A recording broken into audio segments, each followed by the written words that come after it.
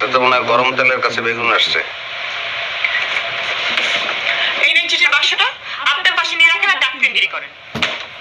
না, লেখাপড়া করছেন, উচ্চ শিক্ষিত, কিন্তু মানুষকে ছোট করিয়ে দেখেন। ডাকপিয়ন কি খারাপ জিনিস নেই। সবার উপরে মানুষ সত্য, মানুষকে স্বীকার করা লাগবে। রাগ করলে লাভ আছে? রাগ হইলে সরি। ওকে, এরকম করে গা শোনেন, এই যে যে জিনিস গ্রহণ করতে আছেন কেমিক্যাল, একটা কাজ করেন, যে ফ্ল্যাটে আপনি থাকেন বারান্দায় বা রুমের মধ্যে ছোট থেকে একটা পাঠা কিনে পালা শুরু করেন।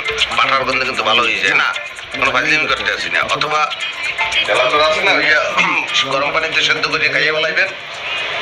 হোমিওপ্যাথি ওষুধ কিন্তু তেলাচোরা সেদ্ধ দিয়েই বানায়।